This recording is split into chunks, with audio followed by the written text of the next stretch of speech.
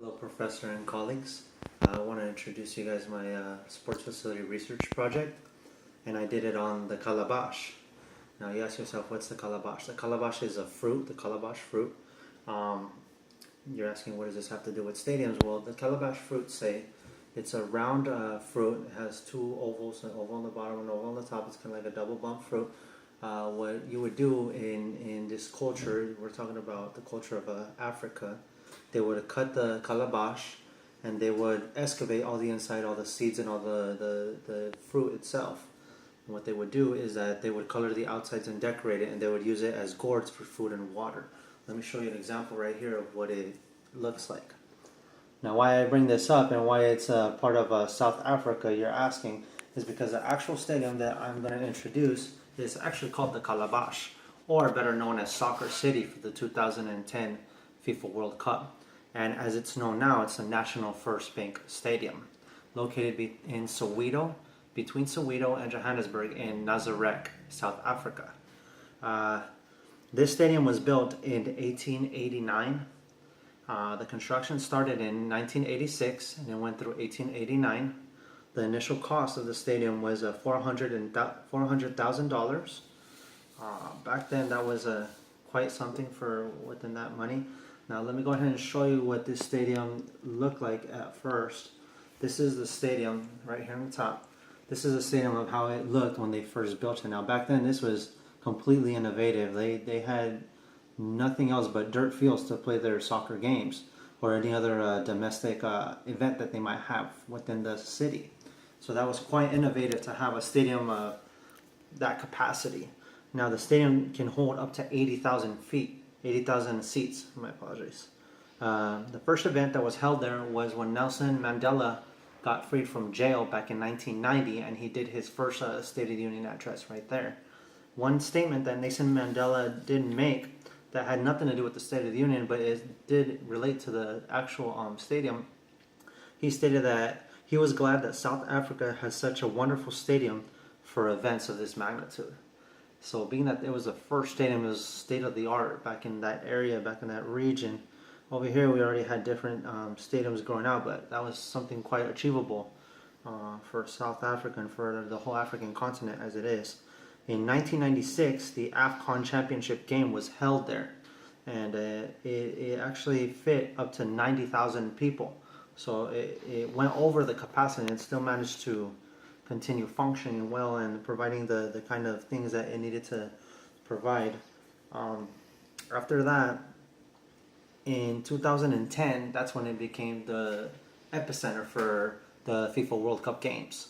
Now, FIFA back in 2000, which was 2 years before the Beijing games, they actually went to South Africa as they had won the nomination for to hold the World Games there. Now, there has been before 2010 18 FIFA World Cup games, so this was the first one to actually be played within the African continent.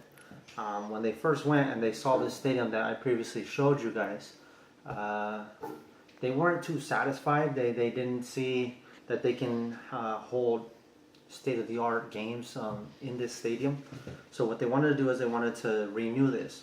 Now, a designer by the name of Bob Van Better got his engineering degree in 1991, and he was telling the government of South Africa in Johannesburg at the cities they needed a better stadium. They needed a stadium that would have held huge games, worldwide games, like the FIFA World Cup.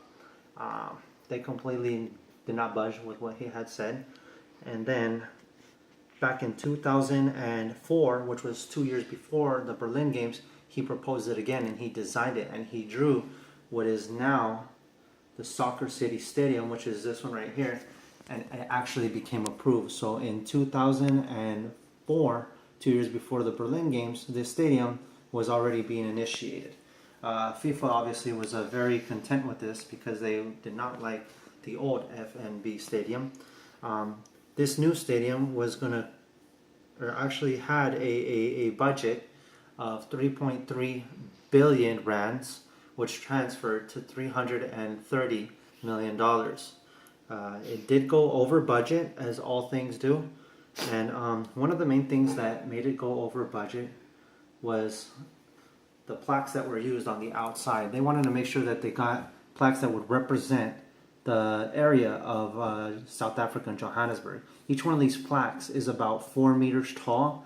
Not taking in conclusion these ones that have the windows right here. And it has 8 different colors that have an earthly theme, which they have earthly theme to keep the pretty much intact the whole stadium, the whole theme of what they have there in Johannesburg.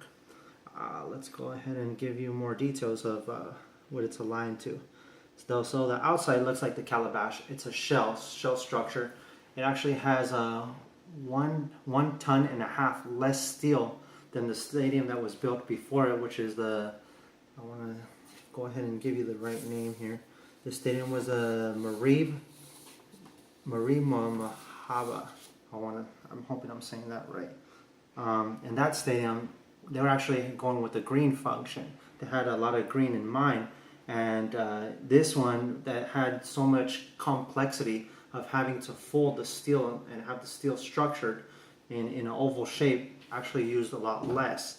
Another thing about this stadium is that the interior of it, as you saw before, it was blue and green. They went ahead and made it orange so they can keep that same earthly theme.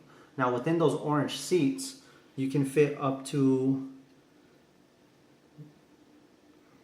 I'm sorry, I have this right here somewhere. You can fit up to 88,851 with the capacity of expanding up to 95,000 seats. And the unique thing that I actually thought was kind of interesting about these seats is that it has 10 black lines that go from the field all the way to the top of the stadium, and that's the seat colors, and it's just a straight line. I wish I could have a picture I could have pulled out for you guys. Now what these lines mean is they actually point in the direction of the 9 other stadiums that were built for the World Games, and the 10th line, it faces Berlin, where the last World Games were held. Well, I thought that was quite interesting to say, at the very least. Another factor that I wanted to point out, the stadium is 60 meters from the floor all the way to the air, and it expands in diameter 300 meters from one side to the other, so it's quite large.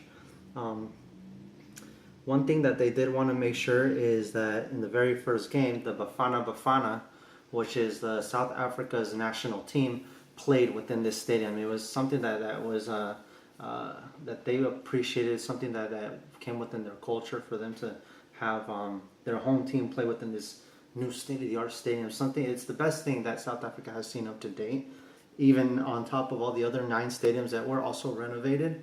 But this being the main stadium, it was the one that had the most impact.